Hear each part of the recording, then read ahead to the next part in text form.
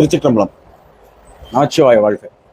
யாரின் ஆசீர்வாதம் நம்மளை சிறப்பாக வாழ வைக்கும் என்றால், உங்களுடைய ஆசீர்வாதம் தான் உங்களை சிறப்பாக வாழ வைக்கும். பொதுவாக சொல்றதுக்கு இதுல நிறைய என்ன அப்படி சொல்றீங்க அப்படின்னு கேட்டா, இறைவனால் ஆசீர்வதிக்கப்பட்டது மட்டுமே தான் இங்கு இருக்கிறது. அவன் ஆசீர்வதிக்கப்பட்டதோடு விலகாமல் நம்மோடு அவன் கலந்திருந்து அந்த ஆசியை என்றும் குறையாத வண்ணம் மேம்படுத்திய வண்ணமே அவன் ஆசீர்வாதம் நம்மளை மேம்படுத்தி கொண்டிருக்கிறது. ஆதலால் பிறரின் ஆசீர்வாதம் உங்களை மேம்படுத்துதோ இல்லையோ, உங்களின் ஆசீர்வாதம் கண்டிப்பாக உங்களை மேம்படுத்தும். இதுல இன்னொரு விஷயம் என்னன்னா, ஆசீர்வாதம் என்ற ஒன்றினுடைய உட்பொருள் என்ன என்பதை புரிந்து கொள்ள வேண்டும்.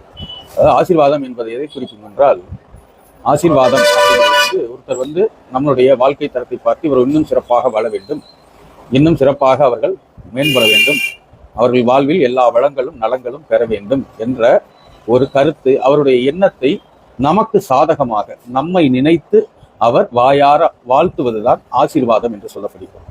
வாயார மனதார உள்ளமாற எண்ணத்தின் வழியாக நினைவின் வழியாக பிறர் நம்மை சிந்திப்பது எல்லாமே நமக்கான ஆசீர்வாதங்கள் தான்.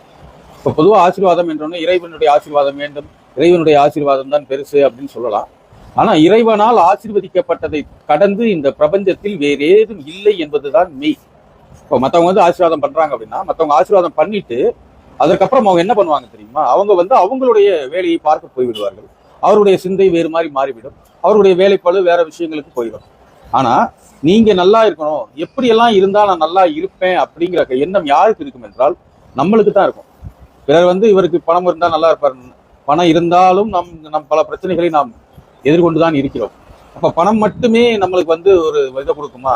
சிலருக்கு உடல் ஆரோக்கியம் கொடுத்தா நல்ல உடல் ஆரோக்கியம் மட்டுமே சிலருக்கு கொடுக்குமா, நல்லது செய்யுமா? சிலருக்கு உறவு பந்தம் மேம்பட்டால் மட்டும் அதுவே நம்மளுக்கு நல்லது கொடுக்குமா அப்படின்றது நம்மளுக்கு தெரியாது. ஆனால் இறைவனால் ஆசீர்வதிக்கப்பட்டது மட்டும்தான் இங்க இருக்கு. இதுல இறைவன் ஆசீர்வாதம் இருந்தால்தான் நீ வாழ முடியும் என்றெல்லாம் சொல்கிறார்கள். இறைவன் ஆசீர்வாதம் இருப்பதால் தான் இங்க இருக்கக்கூடிய அத்தனையும் வாழ்ந்து கொண்டு இருக்கிறது. அடிப்படையாக நம் உடம்புக்கு தேவையான அத்தனையும் கொடுத்து ஒவ்வொரு கணமும் நம்மளுக்கு தேவையானதை கொடுத்து கொண்டே இருப்பது இறைவன் ஆசீர்வாதமும் இறையின் தீண்டலும் நம்மோடு நம் உடலோடு உயிரோடு எப்போதும் கலந்தே இருக்கக்கூடிய ஒன்றாக இருக்கிறது. உங்களுக்கு என்ன வேணும் என்றாலும் எது வேண்டாம் என்றாலும் உங்களுக்கு முன்னே அதை உங்களுக்கு தீர்மானித்து அதை உங்களை அணுக விடாமல் தடுப்பதும், உங்களை அணுக வைப்பதும், உங்களிடம் இருப்பதை பிறர் எடுத்துச் செல்வதும், நீங்கள் பிறருக்கு கொடுப்பது போன்ற அத்தனையுமே இறையின் ஆசீர்வாதத்தினால் தான் நடக்கிறது.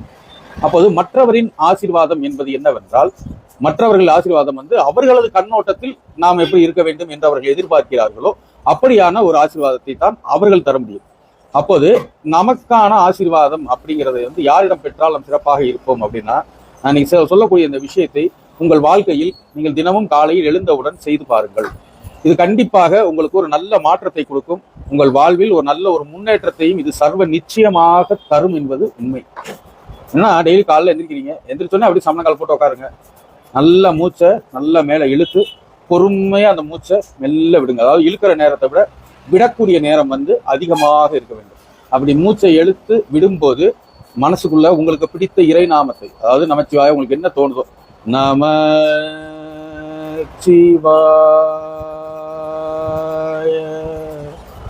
அது வாயன்னு முடியும் போது உங்க அடி வைத்திருக்க காத்து வரைக்கும் வெளியேற மாதிரி ஒரு 5 தடவை இந்த இறை நாமத்தை காலையில் எடுத்து முதல் வேலையாக நம்ம செய்யற விஷயம் இறை நாமத்தை சொல்றதா இருக்கட்டும். சொல்லி முடித்தவுடன் உங்களது கைகளை குவித்து இறைவனை நினைவுங்கள். அதாவது இறைவன் என்பவன் வெளியில் இருக்கிறானோ இல்லையோ உங்களுள் இருக்கிறான். எத்தனையோ பேர் இன்று காலை பொழுதை பார்க்காத பொழுது, உங்களோடு படுத்துறங்கும் போது இருந்த எத்தனையோ உயிர்கள் இந்த விடியலை காணாத போது, உங்களோடு இருந்த எத்தனையோ உயிர்கள் இந்த கையும் காலும் அவர்கள் செயல்பட இயலாத நிலையில் இருக்கும் பொழுது, உங்களுக்கு இந்த நாளில் உங்களை கொண்டு இங்கு நடத்த வேண்டிய காரியங்களுக்காக, உங்களது விருப்பங்களை பூர்த்தி செய்வதற்காக, உங்களுக்காகவே சூரியன் முதல் அனைத்தையும் விழிக்கச் செய்து, உங்களையும் நீங்கள் நன்கு உறங்கியதிலிருந்து உங்கள் உடலுக்குள் உங்களுக்கு தேவையான சக்தி பரிமாற்றங்கள் அனைத்தையும் செய்து, உங்கள் உடம்பை அதுவே சரி செய்யும்படி உள்ளிருந்து ஒவ்வொன்றையும் சரி செய்து, நீங்கள் கெடுத்துக்கொண்ட உங்கள் உடல்நலத்தை கூட அது மேம்படுத்தி கொடுத்து, உங்களை நீங்களாக காலையில் திருப்பி மீண்டும் கொடுத்திருக்கிறது யார் என்றால் உங்களில் உட்கலந்திருக்கும் இறைவன் தான்.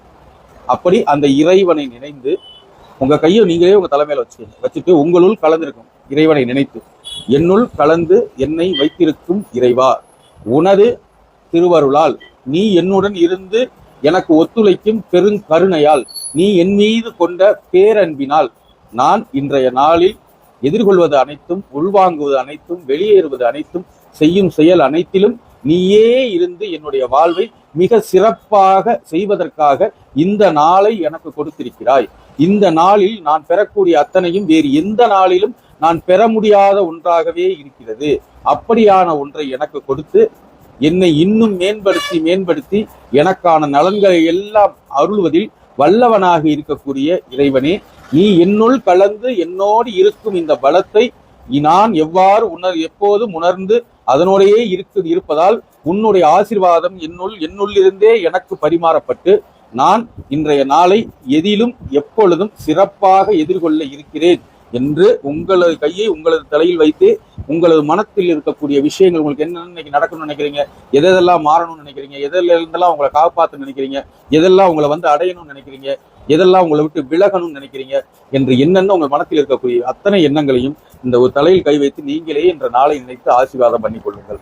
ஏன்னா மற்றவங்க எல்லார் ஆசீர்வாதமும் என்னவென்றால் தான் ஆசீர்வதிக்கப்பட்ட ஒரு பெரிய மகான்கிட்ட போய் ஆசீர்வாதம் வாங்குறோம் அப்படின்னா அந்த மகானின் ஆசீர்வாதம் என்ன செய்கிறது என்றால், என்னுள் இருந்து இறைவன் என்னை ஆசீர்வதித்து இந்த நிலையை நான் உயர்த்திருப்பது போல உன்னுள் இருக்கும் இறைவனும் உன்னை இது போலவே மேம்படச் செய்வான் என்பதுதான் ஒவ்வொருத்தருடைய ஆசீர்வாதமாக இருக்கிறது.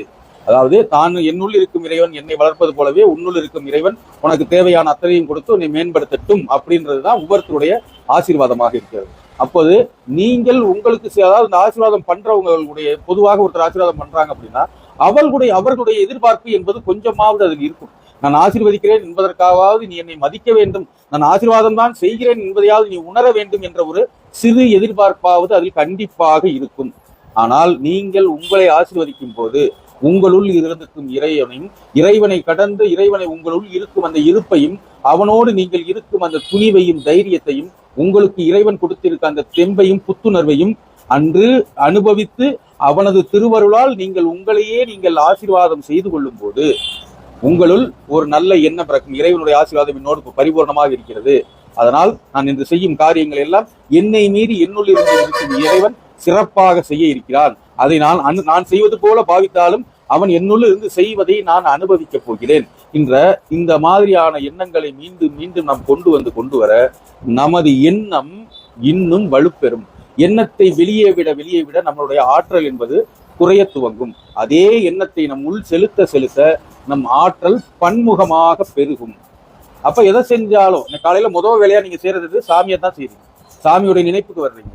உங்களோட சுவாசத்தை இறைவனால் வாங்கின சுவாசத்தை முதலில் சீர்படுத்துறீங்க, இறைநாமத்தை சொல்றீங்க, சொல்லி முடிச்சுட்டு அதுக்கப்புறம் உங்க தலையில கையை வச்சு நீங்களே இறைவன் உங்களுள் கலந்து இருக்கக்கூடிய அற்புதத்தை உணர்ந்து எங்கும் நிறைந்த இறைவா என்னுள்ளும் நிறைந்திருக்கிறாய், நீ என்னுள் இருந்து நான் செயல்படுவது போலவே நீதான் செயல்படுகிறாய். அதனால் என்னுள் இன்று நடக்கக்கூடிய விஷயங்கள் எல்லாம் என்னால் செய்யப்படக்கூடிய விஷயங்கள் எல்லாம் முன்னாலே நடைபெறுகிறது என்பதை உணர்த்தி நீயே அதை மேம்பட செய்து என்னை இன்னும் மேம்படுத்தி அருள் இறைவா என்று சொல்லுங்கள். அத்தோடு சேர்ந்து உங்களுக்கு பணம் வேணுமா, மற்றவங்களுடைய குணம் மாறணுமா, எதுவாக இருந்தாலும் அதையும் இதனோடையே சேர்த்து சொல்லுங்கள். காலையிலேயே உங்க எண்ணம் ஒரு நல்ல விஷயமா ஒரு நல்ல இதோட ஒரு விஷயம் தொடங்குதுன்னா அந்த நாள் முழுவதுமே உங்களுக்கு நன்றாக இருக்கும். காலையில் எந்திரிச்ச உடனே நமக்கு வேற ஒரு விஷயம் எடுத்தோடனே செல்ல பார்த்தோடனே அதுல ஏதோ ஒரு கொலை நடக்கிற மாதிரி காமிக்கிறான், ஏதோ ஒரு இதை பார்க்குறோம் அதை பார்க்கறோம்னா அதனுடைய தாக்கம் அந்த நாள் முழுவதும் இருக்கும். அப்போது காலையில் எழுந்த உடனே நமக்கான ஆசீர்வாதத்தை நம் இறைவனை உணர்ந்து நம்மை அவன் தனித்துவமாக கவனித்து நம்மளுக்கு தேவையானது எல்லாம் தனித்துவமாக வெளிப்பட்டு நம்மளுடைய திறமைகள் எல்லாம் தனித்துவமாக வெளிப்பட வைப்பது யார் என்றால் இறைவனை கடந்து வேறொருவராக எப்பொழுதுமே இருக்க முடியாது. அப்படிப்பட்ட இறைவனை உங்கள் உள்ளூர உணர்ந்து, அதாவது நம்ம சொல்றோம் இந்த கை அப்படின்னு சொல்றோம்னா, இந்த கை அப்படின்னா உங்களை இயக்குவது யார் என்றால் இறைவன் தான் இயக்கிறான். நீங்க இந்த உடம்புல ஒரே ஒரு உயிரினம் இதனோடு ஒட்டி இருக்கக்கூடிய இந்த சதை, நகம், எலும்பு, மஜ்ஜை, முடி எல்லாமே பாத்தீங்கன்னா எண்ணற்ற உயிரணுக்கள் அத்தனையும் சேர்ந்து ஒரு கூடாக அமைத்து அந்த கூட்டுக்குள் இந்த ஒரே ஒரு உயிரணுவுக்கு கொடுத்திருக்க மதிப்பு தான் நீங்கள் என்று நினைக்கக்கூடிய ஒன்று. அப்போது இந்த ஒரு உயிரணு என்ன நினைக்கிறதோ அது அத்தனைக்கும் இந்த கோடான கோடி உயிரணுக்கள் ஒத்துழைக்க செய்கிறது. அதை ஒத்துழைக்க வைப்பது உள்ளிருந்து உள்கடன் போனீங்கன்னா கடவுள் என்ற ஒன்றாக கலந்திருந்து உங்களை நீங்களாக வைத்திருப்பது யார் என்றால் கடவுளை கடந்து வேறு ஏதும் இல்லை. இது என் செயல் என்று நீங்கள் சொல்லுவதற்கு எதுவுமே கிடையாது, எல்லாமே அவனது செயல். அப்போது அத்தகைய ஒருத்தனை உங்களுள் கலந்து இருக்கக்கூடிய இறைவனை நீங்கள் உங்களுள் உணர்ந்து அவனது இருப்பை நீங்கள் உங்களுள் அனுபவிக்கும் போது இறைவன் என்னோடு இருக்கிறான், என்னில் கலந்திருக்கிறான் என்று உணரும் போது, இப்ப உதாரணத்துக்கு அதுக்கான நிகழ்வுக்கு சில உதாரணங்கள் நம்ம கேட்போம். எதுனாலும் சொன்னாலும் நம்ம உதாரணங்கள் கேட்போம். உதாரணம் இந்த கை எடுத்துக்கோம். இந்த கையில எத்தனை நரம்பு இருக்கு, எத்தனை எலும்பு சேர்ந்திருக்கு, எதெல்லாம் பிணைந்து இருக்குன்றது நம்மளுக்கு தெரியாது. ஆனா இந்த கையை எடுத்து நம்ம சாப்பிடணும்னு தான் நினைக்கிறோம். உதாரணத்துக்கு நம்ம செய்யற விஷயம் சாப்பிடணும்னு நினைக்கிறோம் வச்சுக்கோங்க. சாப்பிடணும்னு நினைச்சீங்கன்னா ஒரு கையை எடுக்கும்போது அந்த அதே உணவுப் பொருட்களை பொறுத்து இந்த கையோட வேலை செய்யற தன்மை மாறுகிறது. அவர் இட்லியை பிக்கிறாருன்னு அந்த கை எவ்வளவு சாஃப்டா பிக்குது, அதே சப்பாத்தியை பிக்கும் போது எவ்வளவு கொஞ்சம் ஹார்டா பிக்குது. இதை எப்படி இங்க இருந்து எடுக்குது அப்படின்னா, எந்த நாடி நரம்பு இயக்கப்பட்டால் இந்த கை இவ்வளவு மெதுவாகவும் இவ்வளவு வேகமாகவும் செயல்படும் என்றே தெரியாமல் இந்த கையை பயன்படுத்தி கொண்டிருக்கிறோம். அப்ப இந்த கையாக இருந்து இந்த கை கொண்டு இந்த உடலுக்கு இருக்கக்கூடிய அத்தனை உயிரணுக்களுக்கும் தேவையான ஆற்றலை இந்த கை கொண்டு உனக்கு ஊட்டி விடுவது நான் சாப்பிடுகிறேன் என்று சொல்கிறாய். ஆனால் இந்த கையாக இருந்து இந்த கையை இயக்கி இந்த கை வழியே அந்த உணவை எடுத்து உன் வாயில் ஊட்டி விடுவது யார் என்றால் நீ சாப்பிடல, உன்னுள் இருப்பவன் உன்னை உணவருந்த வைக்கிறான். இங்க நீ சாப்பாட்டை பிசையும் போது இங்க வாயில ஒண்ணுமே எச்சிலே இல்லைன்னு வச்சுக்கோங்க, அந்த உணவை உங்களால் மெல்லவே முடியாது. அப்ப இங்க உணவை எடுப்பதற்கு முன்னே இது போடக்கூடிய வாய்க்குள்ள இருக்க எச்சில் உமிழ் நீர் சுரக்கிறது. இது எப்படி சுரக்குது?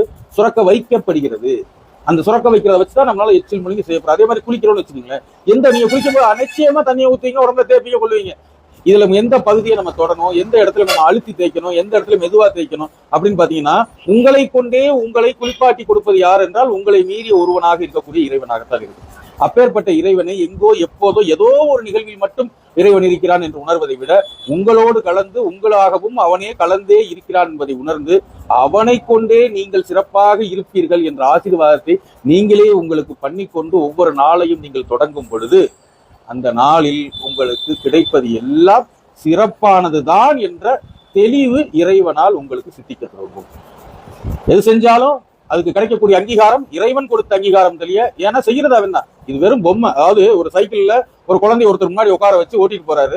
அந்த குழந்தை இங்கிட்டு போ அங்கிட்டு போன்னு சொல்லுது, அங்கிட்டு இங்கிட்டு போறாங்க. இந்த மலையில ஏறி இந்த பள்ளத்துல இறங்குன்னு சொல்றாங்க. அதே மாதிரி இந்த உடல் என்னும் ஒரு வண்டிக்குள் உங்கள் உயிரணு என்ற ஒன்றை உள்ளே நிறுத்தி உங்களை நீங்கள் நினைத்தபடி எல்லாம் கூட்டிட்டு போக 2 கால்களும் கைகளும் அதற்கேற்ற வெளிப்புற சூழ்நிலைகளும் அமைத்து கொடுத்து நீங்கள் பயணிப்பது இறைவனால், இறைவனோடு, இறைவனுள் இருந்து மட்டுமே. அப்போது நீங்கள் ஆசீர்வாதம் என்று யாரிடம் வாங்கினாலும் அவரும் இறைவனால், இறைவனுள், இறைவனோடு தான் அவரும் இருக்கிறார். அப்போது பிறரின் ஆசீர்வாதம் என்பது இறைவனால் இருக்கக்கூடிய ஒன்று, இறைவனால் இருக்கக்கூடிய ஒன்றுக்கு அறியாமையில் இருக்கிறார். என்னைப் போலவே இறைவன் உன்னையும் இமைப்பொழுதும் நீங்காமல் காத்துக்கொண்டே இருக்கிறான் என்ற மெய்யைத்தான் உங்களுக்கு அறிவித்த வண்ணம் இருக்கிறது. அப்போது இவரது ஆசீர்வாதம் என்னை வாழ்விக்கும், அவரது ஆசீர்வாதம் என்னை வாழ்விக்கும், இறைவன் வந்து இதற்கு ஆசீர்வாதம் செய்வார் போன்றவை எல்லாம் இறைவன் என்ற மெய்யை உணராதவர்களின் தன்மைதான்.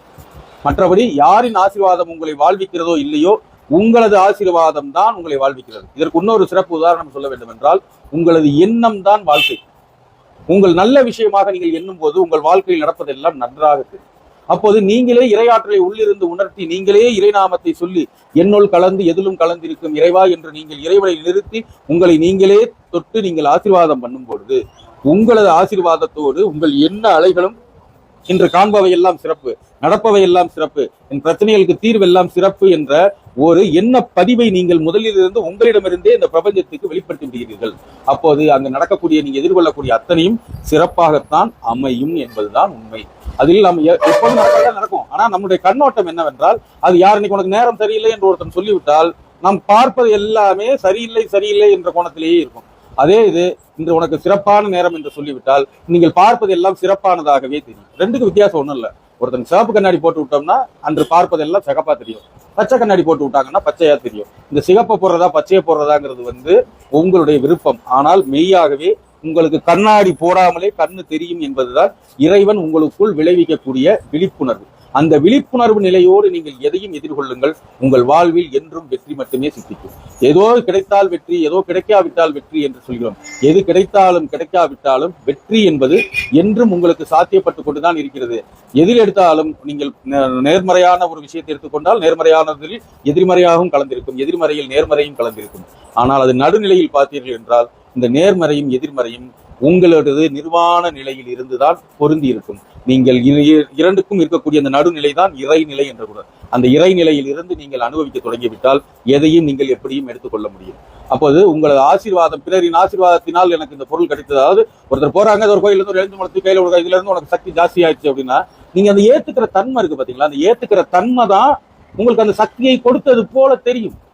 ஆனால் உண்மையில் நீங்கள் ஏற்றுக்கொண்டதின் வழியாக உங்கள் எண்ணத்தை நீங்கள் மாற்றிக்கொண்டதின் வழியே அங்கு நடப்பதெல்லாம் உண்மையாகத்தான் தெரியும். உதாரணத்துக்கு ஒரு போறாரு, ஒரு பள்ளத்தில் தடிக்க விழுந்துட்டாரு. தடிக்க விழுந்தா நமக்கு என்ன வரும்? உடனே கோவம் வந்துடும். எப்படி நம்ம தடிக்க விழுந்துட்டோம், நம்மளுக்கு நேரம் சரியில்லைன்னு. அதே ஒரு கோயிலுக்கு போயிட்டு வர்றோம், தடிக்க விழுகிறோம் அப்படின்னா நமக்கு போனனால இந்த சின்ன இதுல இருந்து பெரிய இதுல காப்பாற்றிக்கிட்டு எல்லாமே எண்ணத்தின் ஆளுமைதான். ஆனால் முதலிலேயே ஒரு காலையில் எழுந்த உடனே ஒரு மூச்சு ஒரு 4-5 தடவை பொறுமையா எடுத்து விட்டு அந்த இறைநாமத்தை சொல்லி அந்த இறைவனுடைய உணர்வை உள்ளிருத்தி அந்த இறை உணர்வோடு சேர்ந்து நீங்களே உங்களுக்கு அருளி கொள்ளும் ஆசீர்வாதம் கண்டிப்பாக உங்களது வாழ்வில் உங்கள் எண்ணத்தை முதலிலேயே இறைவனுடைய துணை இருக்கிறது.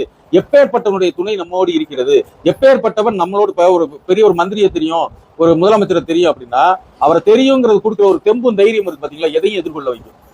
எனக்கு மந்திரியாவே தெரியும், எம்எல்ஏவே தெரியும் அப்படிங்கிறது ஒரு பெரிய எதிர்பார்ப்பு. ஆனா உண்மையில் நீங்கள் ஒரு துயரென்ற ஒரு சிக்கலில் சிக்கி அவருடைய உதவி உங்களுக்கு தேவைப்படும் சமயத்தில் அவர் வந்து உதவுவாரா என்று கேட்டால் கண்டிப்பாக அவர் உதவக்கூடிய சூழ்நிலையை இறைவன் அமைத்து கொடுத்தால் தான் அவரால் உதவ முடியும்.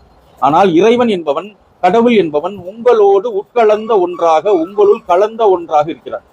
அதான் மாணிக்கவாசர் அழகா சொல்வாரு, உருத்தெரியா காலத்தே உள்புகுந்து உளம் மன்னி கருத்து இருத்தி ஊன் புக்கு கருணையினால் ஆண்டு கொண்ட திருத்துருத்தி மேயானை தித்திக்கும் சிவபதத்தை அறுத்தியினால் நாயடியேன் அணிகொள் தில்லை கண்டேனே அப்படின்னு சொல்றாரு. உருத்தெரியா காலத்தே உள்புகுந்து, அதாவது நம்ம இந்த உருவம் ஆம்பளை பிறப்புமா, பொம்பளை பிறப்புமா, நாயா பிறப்புமா, நரியா பிறப்புமா, என்னவா பிறக்க போறோம், என்ன உருவமாக அது வடிவமைக்கிறதுக்கு முன்னாடி உருத்தெரியா காலத்தே உள்புகுந்து உன்னுடைய உளமாக அதனுள்ளே மன்னி கருத்தை இருத்தி ஊன்னா இந்த உடம்பு, இந்த உடம்புல இருக்க ஒவ்வொரு அணுவிலும் அவனே கலந்திருக்கிறார்.